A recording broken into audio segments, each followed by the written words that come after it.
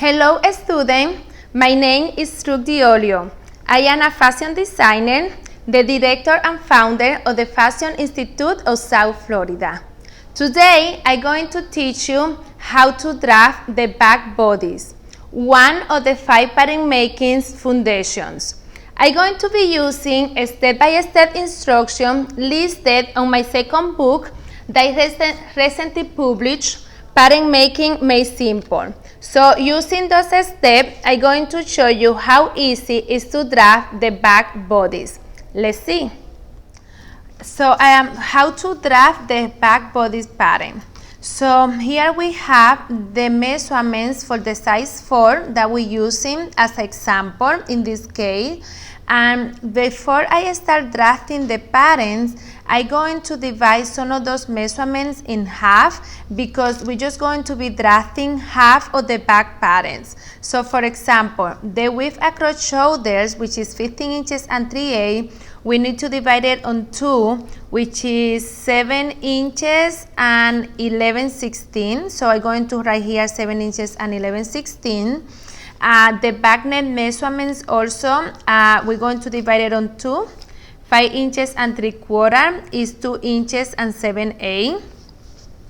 The bust circumference is 17 inches and 1/4, so that's going to be 8 inches and 5/8. The upper back width is 14, so we're going to use 7. And the waist measurements, which is 12 inches and 3/4, we're only going to be using 6 and 3/8 because we're using half. So all of these horizontal measurements are divided in 2. So I advise you guys to start drafting the pattern in the same direction as is illustrated in the book so you can compare side by side. In this case, we're going to start working from the left towards the right. So I'm going to start on the left of the pattern towards the right as well. So step number 1, drop a line equal to the full length measurements. The full length is 17 inches and a half. So I'm going to draft a line right here of 17 inches and a half. And I'm going to call one end A and the other one B right here, as you see in the illustration. Then I'm going to square a line from A to C equal to half of the width across shoulder, which is already 7 inches and 11/16. You can use a square ruler like this one, or if you are working with this ruler, I like it because you can square with this ruler without the need of a square ruler. So I'm going to do here 7 inches and 11/16. 1, 2, 3, 4, 5, 6, 7, 8, 9, 10, 11 is right here. So here is going to be my point C. Then I'm going to square a dotted line of 4 inches, which is a standard measurement, down from C. That's going to help me later on to find the sloper of this pattern, the shoulder slope. So here is my line of 4 inches. Then I'm going to mark from B to D the center back. So here is B and the center back is 16 inches and a half. So I'm going to put my ruler here on B and I'm going to go up all of the way to 16 inches and a half. So I had D as in DB, as you see right here. The next step is to mark the back neck measurement, which is 2 inches and 7/8, and I'm going to place it from D to E right here. So 2 inches and 7/8 from 0. I'm going to keep moving the ruler until I go to 2 inches and 7/8 right here, and I double check that I still did on 0, and I'm going to draft the back neck measurements, and I'm going to call this E as in Edward right here. The next step, it will be to do the shoulder slope. To mark the shoulder slope, I'm going to place the ruler again on 0 on B and I'm going to move the ruler in the square line right here until I get the shoulder slope, which is 16 inches and 3/4. So here is 0, 16 inches and 3/4 is right here. So I'm going to have here the shoulder slope and the point F as in front. Next step is to connect a point E and F, so I can have the shoulder line right here. Then next, I'm going to find the center between D and B. So half of 16.5 is 8 1/4. So I'm going to mark here 8 1/4. And I'm going to call it G as in George. But then I'm going to drop half an inch down to H. So then I can have the armhole level line where I'm going to place half of the bust circumference. So I'm going to do on a square line 8 inches and 5/8 right here. So that's going to be the armhole level line, and this is the point I as in Italy. The next step is to find the center between G and D, which is going to be half of 8 1/4 is 4 inches and 1/8, and you want to have K as in Kennedy. So you can have the horizontal balance line and apply the width across shoulder back, which is 7 inches. All of those lines, they need to be square. You always make sure that everything is square to the center back right here. So I have 7 inches, and this is the point L as in Louis. Then I'm going to connect the point L with F right here, and I'm going to drop L all of the way down on a square line until touching the armhole level line, and I'm going to label this point N as in Marie, as you can see right here. Step 15, I need to find the center between H and N. So let's see, here we have 7 inches, and half of 7 is 3 1/2. So here is going to be N as in Nancy. Then I'm going to measure back from B, half of the back waist measurement, plus 1 inch for the dart intake. So now we're talking about placing the waistline measurement for the back, which is half of that is 6 inches and 3/8, plus 1 inch for the dart intake.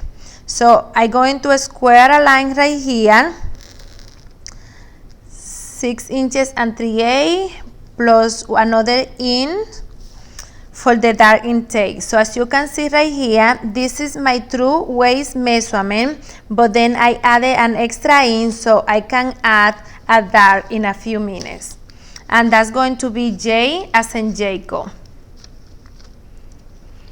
Then I'm going to square N down to the waistline, and I'm going to call it O. So that's going to become the center of my dart right here, squaring the end point all the way to the waistline, and that's going to be O as in Oscar. Then I'm going to connect I with J, but I'm going to go a quarter past J, because the waistline is not a straight line. As you're going to see in a few minutes, we're going to curve the waistline towards the side seam. So I'm going to connect I with J, but then here on J, I'm going a quarter past J, and I'm going to call it R as in Rosa. The next step is to complete the 1 inch dart by making half an inch to each side of O and mark P and Q. So as I told you earlier, this is the center of the dart. So since the dart is 1 inch, I'm going to place half an inch to the right and half an inch to the left right here. So I can have a 1 inch dart in kind of on the midway of the waistline. I also going to drop the point end half an inch so the dart doesn't end right on the armhole level lines, but a little lower. And I'm going to connect those with the dart lead, so then I can form the waistline line right here. And this is point Q and this is P right here. So the next step is to close the dart, which in America, I'm going to show you the way that dart is closed. You're going to fold the lead that is closer to the center back, like this. In Euro is the opposite. And we want to fold it in top of the lead that is closer to the side seam, right here. When the lead close, I'm going to use the heat curve ruler right here, or you can also use the French ruler, and you're going to connect B with R. But you want to leave like about 2 inches on a straight line right here. So you actually connecting R kind of with the lead area right here of the dart, so you can curve the new waistline point right here. As you can see, this stay straight right here. Then with the tracing wheel, I'm going to trace the dart intake by going over. Let me place this way so you can see it better. Going over the shaded area of the dart intake right here. So when I open the pattern, I have the shade of the dart intake right here, which is always going to be pointy. Now that we have the dart intake and mark for the waistline dart, the pattern is almost ready. We're only going to do a few more steps, which it is to shape the neckline, the armhole, and also adding some wearing ease. So before I shape the neckline, even so the neckline is rounded, I'm going to square 1 inch right here from D. So then that's going to help me where I place the ruler. I can keep the center back on a straight line and I don't have a pointy corner, because the neckline should be straight for a little while and then curvy. Okay, so for the armhole, I'm going to connect I kind of on the midway of this box right here. So I place the French ruler like this. Also the book had the illustration so you can see more or less how to place it. And you're going to connect I with the midpoint right here. Something very important that I tell my student, you can never go inside of this line right here, because if you're coming inside, you're going to be altering the width or across back, and if you're adding a slit to your pattern, it's going to be very tight. It doesn't going to fit. I also going to blend the point L right here, because in humans we don't have, the body doesn't have pointy corners, so I'm going to blend the armhole right here. So now I have a nice curvy line all the way from F to I. The last thing that we're going to do is that we're going to add wearing ease. Wearing ease is added to patterns or master patterns that meant to be sewn for woven fabric that doesn't give. So I'm going to be adding some wearing ease around the bust area right here, and I'm going to add 3A, extending I out 3A, and that's going to be your point S, and I'm going to connect it with R. So now your sizing is this one, not this right here.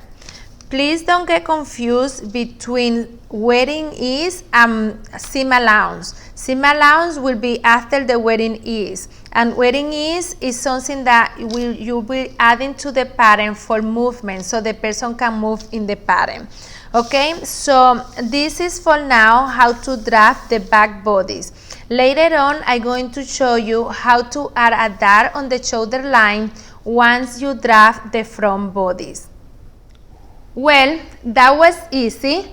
Now, don't forget to use the link below so you can buy the e-version of the book so you can practice on your own. Also, don't forget to leave a comments or any suggestion that you would like to see for future videos, and follow our other social medias account where we post video weekly with tips on sewing, pattern making, gradings, and other disciplines of the fashion industry. Until next time, fashionistas.